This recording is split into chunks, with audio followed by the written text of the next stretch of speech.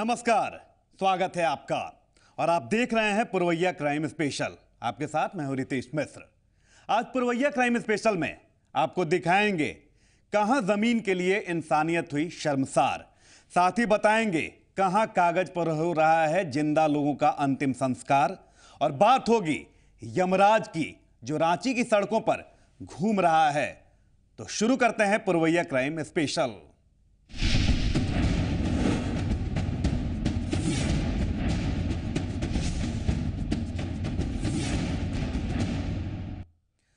हमारे देश में ज्यादातर लड़ाई और झगड़े जमीन विवाद के कारण होते हैं। जमीन का मामला ऐसा होता है कि भाई भाई की जान का दुश्मन बन जाता है। रिश्ते नाते लोग ताक पर रख देते हैं। हम आपको दिखाने जा रहे हैं गढ़वा का एक ऐसा मामला जहां जमीन विवाद में इंसानियत को लहूलुहान कर दिया गया। जमीन विवाद में जंग, महिला की जमकर पिटाई, महिला को मरा छोड़ा आरोपी हुए फरार, दहशत में पीड़ित परिवार, अस्पताल में बेड पर दर्द से कराह रही इस महिला को किसी और ने नहीं बल्कि इसके अपनों ने यह दर्द दिया है। यह महिला गढ़वा सदर थाना क्षेत्र के चिरौंजिया गांव की रहने वाली है। इसके पति मनोज का अपने चचेरे भाइयों से जमीन का विवाद चल रहा है और जमीन विवाद को लेकर अक्सर इन लोगों के बीच कहासुनी भी होती रहती थी। लेकिन 6 मई को जब इसके पति घर पर नहीं थे, तभी पति के चचेरे भाइयों ने इसकी जमकर पिटाई कर दी। जमीन के भूखे भाइयों को जरा भी ख्याल नहीं रहा कि वो एक महिला की पिटाई कर रहे हैं। महिला को उन लोगों ने तब तक पीटा जब तक वो बेहोश नहीं हो गई। जब उन्हें लगा कि महिला अब मर चुकी है, तब वो उसे छोड़कर फरार हो गए। तो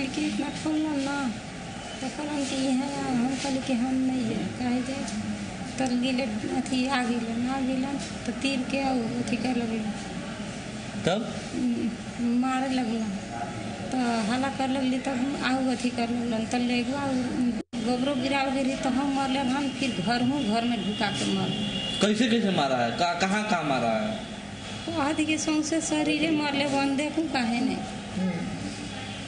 हो गया हम देख। हाँ, ईटा से एकदम कुचले बन, लाठी से अंदरूनी मारा है आपको? और ये सब टंगरी दके घींच तीर एकदम कैले बन एकदम पर।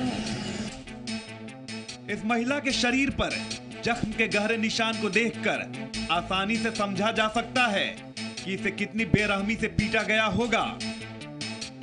लेकिन गनीमत रही कि इसे ग्रामीणों ने तत्काल अस्पताल पहुंचा दिया।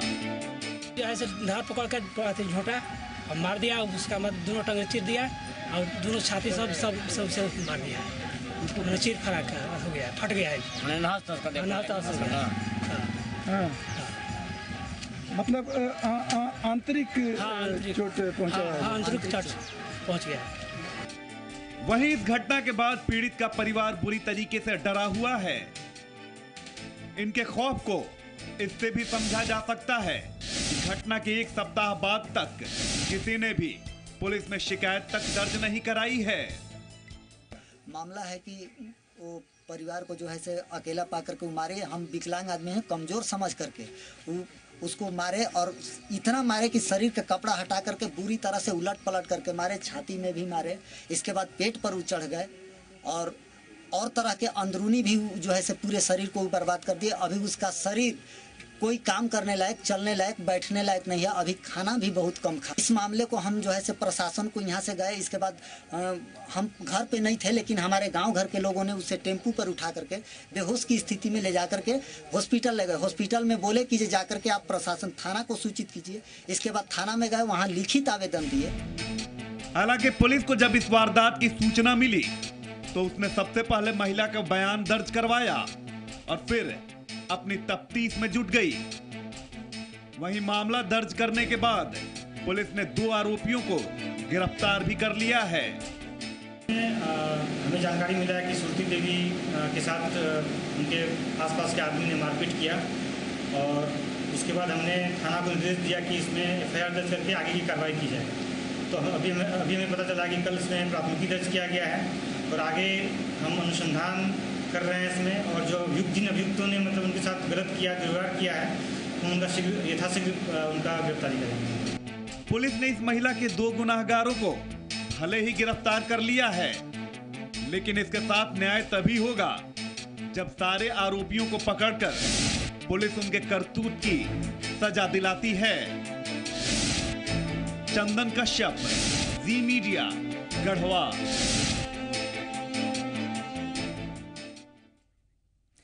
बिहार में जिंदा लोगों को मारा जा रहा है, कागज पर उन्हें मारा जा रहा है, कागज पर कफन भी दिया जा रहा है, और तो और कागज पर ही अंत्येष्टि भी की जा रही है। क्या है पूरा मामला, जरा आप भी देखिए। मरने के बाद कुछ लोगों को कफन तक नसीब नहीं होता, लेकिन बिहार में मरने से पहले ही कफन दे दी जाती है। जी हां, बिल्कुल सही सुना आपने। दरअसल ये काम मुखिया जी कर रहे हैं, जिंदा लोगों को मारने का काम। राजधानी पटना के बाढ़ प्रखंड के घनामा मुबारकपुर में यह कारनामा हुआ है। आरटीआई में जो खुलासा हुआ है उससे साफ है कि मुखिया ने कर्मचारियों के मिलीभगत से जिंदा लोगों का मृत्यु प्रमाण पत्र बनवाया और कफन का पैसा गबन कर गया। हमको पता चला कि बहुत लोग का पैसा जो कि मुखिया जी लूट करके ले रहे हैं, कि दूसरे का नाम मतलब कि जो भी मरा व्यक्ति उसको एक भी को पैसा नहीं मिला है, उसका पैसा उठा करके गबन कर लिया गया है। हम आरटीआई से सूचना अधिकार के तहत मांगे तो उसमें हमको पता चला कि एक राम जतन पांडे हैं, उनका मृत्यु प्रमाण पत्र 2012 में बना है और पैसा उनका 26/4/2011 को ही उठ गया है। दूसरा में एक है विकास कुमार, पिता अशोक मोची, उनका भी पैसा उठा हुआ है 11/4/2011 को। तो विकास नाम का कोई आदमी है क्या? विकास नाम का कोई आदमी नहीं है, लेकिन नाम बदल कर पैसा उठा लिया गया है। ऐसा नहीं है कि ये आरोप निराधार है, बाकायदा इसकी जांच भी हुई और आरोप भी साबित हुए, लेकिन कार्रवाई अब तक सिफर ही रहा। कबीर अंत्येष्टि का 1500 रुपया जो मिलता है, आपका दस्तखत किया हुआ है? नहीं, हमारा समझ तो नहीं होता है। आप दस्तखत करते हैं? नहीं सर, हम तो टिप देते हैं, पढ़ा लिखा नहीं। तो आप पैसा नहीं उठाए हैं? नहीं सर। दयानंद साहब आप ही ना हुए? हाँ जी हाँ। तो दस्तखत कैसे हो गया वहाँ? अभी है जो ये ब्रह्मदेव साहब के कोई लड़का नहीं थे? नहीं सर, आप ही लोग के साथ रहते थे? हाँ। आपने कभी कबीर अंत्येष्टि का पैसा नहीं उठाया? नहीं सर। दाह संस्कार के वक्त भी नहीं दिया था? कुछ भी नहीं मिला सर। नहीं, पैसा तो नहीं मिल रहा है? एको पैसा नहीं, कभी नहीं? कभी नहीं। 4.5 साल हो रहा। हाँ, 2011 में मरलो। 2011 में? और बाद पिताजी का उनका की नाम है? अशोक मोची। और घर कहाँ होला? पूरा। तो अभी तक उसको पैसा नहीं मिला है? नहीं। कोई नहीं दिया पैसा? मुखिया जी आया था आपके पास? नहीं। पंचायत सचिव? नहीं, पैसा आपको नहीं ना मिला है? नहीं मिला, झूठ हम खा तो एसडीओ साहब को यहाँ जाके बारी आएगा तो जाइएगा ना? हाँ जाएंगे। कार्रवाई नहीं हुई तो इसमें हमारी क्या गलती है? अक्सर यही होता है, जांच होती है, जांच चलती भी है, कार्रवाई होगी, आला अधिकारी को रिपोर्ट भेज दिया गया है। अब तो बस कीजिए साहब, खादी पहनने वाले जब कफन का पैसा खाने लगे तो प्रशासन पर सवाल उठेगा ही, जब जवाब ऐसा मिलेगा। तो एक आपके द्वारा जो बताया जा रहा है ये एक जांच का विषय है, इस पर हम लोग देखेंगे और जो भी मैंने आपको कहा जो नियमानुकूल बातें होंगी और उसको मैं पूरा प्रयास करूंगा। चूँकि ये मामला एक तरीके से देखा जाए तो सोशल सिक्योरिटी का मामला है। ये काफ़ी जो गरीब लोग होते हैं उनको सरकार देने का प्रयास करती है, बहुत ही सरकार की अच्छी स्कीम है और उसमें इस तरीके की बात नहीं होनी चाहिए और मैं प्रयास करूँगा कि भविष्य में इसकी पुनरावृत्ति न हो। 2011 में जो है राम जतन पांडे का निधन हुआ था और 2012 में, और लाभ की सूची में 2011 में उनको 1 साल पहले उनको मार दिया गया। अब ये तो देखना होगा कि ये लिपि की भूल है, ये जानबूझकर भूल है, ये तो एक जाँच का विषय है। मैंने आपसे कहा कि मैं इस पर अब कुछ दिनों में इस पर देखता हूँ, संबंधित लोगों को बुला के पूछूंगा, उनसे स्पष्टीकरण की बातें करूँगा। बहरहाल अगर कबीर जिंदा होते तो शायद वो यही कहते, कागज पर कफन मिला, जिंदा मर गया वो, कफन के पैसे से मुखिया जी लगा रहे हैं दौड़। अंशु कुमार, जी मीडिया, बाढ़। झारखंड की राजधानी रांची इन दिनों अपराधियों का सुरक्षित ठिकाना बन चुका है। यहां अपराधियों की चुस्ती के आगे पुलिस काफी बेबस नजर आ रही है। लूट की एक घटना सुलझती नहीं कि दूसरी वारदात को अंजाम दे दिया जाता है। रांची में बेखौफ हुए अपराधी, बढ़ रही है लूट की घटनाएं, पुलिस को मिल रही लगातार चुनौती। झारखंड की राजधानी अपराधियों के लिए सेफ जोन साबित हो रही है। पुलिस के तमाम दावों के बाद भी आपराधिक घटनाएं रुकने का नाम नहीं ले रही हैं। वारदात को अंजाम देने वालों का आतंक कुछ इस कदर सिर चढ़कर बोल रहा है कि लोगों का जीना मुहाल हो चुका है। यही हुआ अनुरंजन सिंह के साथ। अनुरंजन गवाह बने एक ऐसी घटना का जिसके बाद उनके जेहन में सिर्फ खौफ है। अनुरंजन सिंह एक कंस्ट्रक्शन कंपनी के मालिक हैं। अनुरंजन अपराधियों का शिकार तब हो गए जब वो बैंक से पैसे निकालकर बाहर निकल रहे थे। सीसीटीवी में आया है फोटो तो तीनों फोटो क्लियर कट ही है। उनका वो लोग फुटेज दे रहे हैं। फुटेज देने के बाद हम लोग कार्रवाई करेंगे और मैंने 90% से ऊपर उम्मीद है कि इनकी सभी रकम और अपराधी पकड़े जाए। क्या लगता है पुराने अपराधी हैं ये? पुराने अपराधी तो लगता है जिस तरह का इनका कार्यक्रम है, पहले आना, फिर मोबाइल से नीचे वाले को तैयार करना, फिर मोटरसाइकिल लेकर, मैंने इनके पीछे पहले से ही लगा हुआ है। गैंग कोई गैंग नहीं है। चलो जी, पीसीआर वैन भी वहाँ पर मौजूद था। पीसीआर वैन वहाँ पर दिखाई तो पड़ रहा है सीसीटीवी में। क्या पता इनका जो बैग छिनाते हुए कहीं पर आ नहीं रहा। लूट की इस घटना को दिन दहाड़े अंजाम दिया गया, यानी कानून का डर अपराधियों के लिए चिंता का सबब बिल्कुल नहीं है। रांची के डोरंडा थाना क्षेत्र में एसबीआई बैंक से जैसे ही 4 लाख रुपए लेकर अनुरंजन सिंह बाहर आए, निशाना बना लिए गए। उन्हें संभलने तक का मौका नहीं मिला। उन्होंने शोर मचाकर मदद की उम्मीद की, पर अपराधी तब तक फरार हो चुके थे और पीछे कुछ था तो सिर्फ जुर्म के बाद बेबस आंखें। लेकिन संयोग ऐसा था कि अपराधियों की पहचान हो गई। सीसीटीवी फुटेज से हुई पहचान, पकड़ में आया शातिर। पुलिस के मुताबिक इस घटना को 3 लोगों ने मिलकर अंजाम दिया। सीसीटीवी फुटेज में साफ पता चलता है कि अपराधी अनुरंजन की रेकी कर रहे थे। अनुरंजन के बैंक में जाने से लेकर बाहर आने तक उन पर नजर रखी जा रही थी। टी शर्ट पहने शातिर की पहचान आसानी से हो रही है।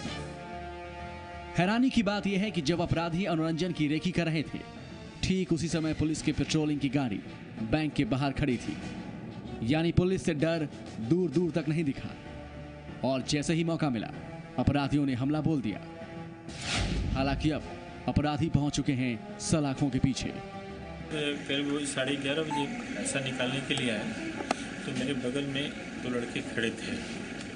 तो जिस समय कैश लिया वो उन्होंने झांका, पीछे से भी आके झांका। उसके बाद हम नीचे जाकर के थोड़ी देर रुक गए। अब मेरे पीछे भी सीढ़ी में भी उतरते समय दोनों को देखा। उसके बाद फिर बैग लेकर के अपना गाड़ी जहाँ लगाते थे वहाँ देखे गाड़ी नहीं है, तो फिर उधर से रोड से जब बाएं मुड़ते थे गाड़ी की तरफ। कितना रकम था? 4 लाख रुपये थी। कैसे वहाँ पर लूटा? बस हम हाथ में लेकर के जा रहे हैं, पीछे से बाइक से आया है और हम जोर से पकड़े हुए बैग हमको खींचा है, रोड पे रगड़ा गया, इसमें हमको काफ़ी चोट लगी। सीसीटीवी ने अनुरंजन मामले में पुलिस की मदद की, पर उन मामलों का क्या जहां कोई फुटेज उपलब्ध नहीं होते? क्या रांची पुलिस शहर में कानून का राज कायम कर पाएगी? सन्नी शरद, जी मीडिया, रांची। सड़क पर यमराज दिखाएंगे ये भी, लेकिन एक छोटे से ब्रेक के बाद।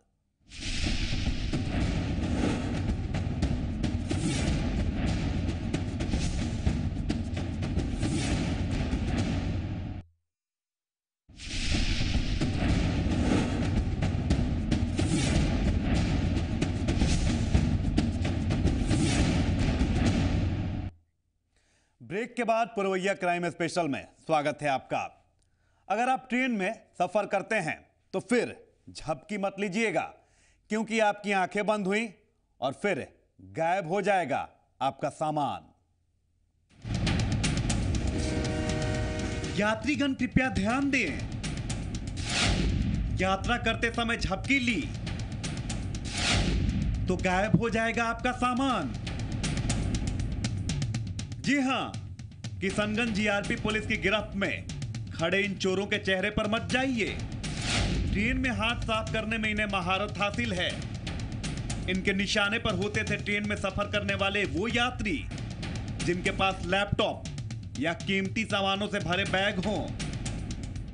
फिर शुरू होता था इंतजार रात होने का। रात में जब सभी सोने लगते थे उस समय इनका शुरू होता था काम। यात्री की आंख झपकते ही उनके सामान पर पल भर में ये हाथ साफ कर देते थे। चोरी करते हो? कैसे करते हो? किस तरीके से, कब करते हो, किस समय करते हो? बताओ ना कैसे करते हो? उसको उठा के नशा भी खिलाते हो, लेके उतर जाते हो। कितना दिन से ये काम कर रहे हो? ये मतलब फर्स्ट बड़ा है। इससे पहले भी तो जेल गए हो? हाँ, जेल गए थे। हाँ, वो नाम बकाता हो इसलिए जेल गए थे। क्या नाम बकाता इसलिए जेल गए थे। दूसरा आदमी नाम बकाता? हाँ, गाड़ी रुकती है, चढ़ते हैं उसमें और अटैच लेते हैं, उतर जाते हैं। उसके बाद उतरने के बाद अपना जो सारा सामान होता है लेके चले जाते हैं। और दूसरे कौन स्टेशन? उसी स्टेशन चलती ट्रेन से उतरते थोड़े हो? नहीं, तब उसी स्टेशन में। और कैसे किसी के हाथ से छीन जबरदस्ती ले लेते हो क्या? नहीं सर। तब सोया वाला उठा लेते। ये जो चोट लगा है कैसे लगा है? पब्लिक मूवमेंट, पब्लिक में पकड़ा गए थे। लेकिन किशनगंज जीआरपी ने गिरोह के 4 सदस्यों को उस समय धर दबोचा जब ये हाथ की सफाई कर बैग और लैपटॉप को लेकर उतर रहे थे। इस गिरोह ने कई यात्रियों को अपना शिकार बनाया है। नई दिल्ली से लेकर गुवाहाटी तक इस गैंग के गिरोह सक्रिय हैं। सोए हुए यात्री को ट्रॉली बैग ये सब उतार लेते हैं। यात्री को पता नहीं चलता है। इन लोग किसी भी स्टेशन में रात में बैग लेकर उतर जाते हैं और आराम से ये अपने काम को अंजाम देते हैं। ये आदतन अपराधी हैं। इन लोग को बराबर जेल भेजने के बाद भी बेल होने पर वही काम करते हैं। 8 महीना पहले इन लोग को जनवरी में बेल हुआ है। उसके बाद भी फिर इन लोग एनजीपी से रांची जाने वाली ट्रेन से बैग, ट्रॉली, लैपटॉप ये सब उतार लिए थे। इन लोग को रंगे हाथ पकड़ना बहुत मुश्किल काम है, तो पुलिस की बड़ी सफलता है। लेकिन हैरानी की बात यह है कि इससे पहले भी ये कानून की गिरफ्त में आ चुके हैं। 8 महीने पहले ही इन्हें गिरफ्तार कर जेल भेजा गया था। लेकिन जेल से निकलने के बाद इन्होंने फिर से वही खेल शुरू कर दिया। पिछले 5 महीनों से ये जीआरपी के लिए सरदर्द बने हुए थे। वो हैं कि जोकीहाट थाना एरिया का, अररिया का है। इन लोग का ट्रेन में ही चोरी करना मेन अपराध है। एसी से, स्लीपर से बैग को लिफ्ट करते हैं। इन लोग दोस्ती करते नहीं हैं। इन लोग मौका देख के सिर्फ बैग को उतार लेते हैं। आगे की क्या कार्रवाई की जा रही है? आगे इन लोग को FIR करके जेल भेजी जा रही है और इन लोग को बेल कैंसिलेशन के लिए भी लिखा जा रहा है। पिछले बार जो जेल भेजे थे जिसमें इन लोग का बेल हुआ है उसके लिए कैंसिल करने का भी।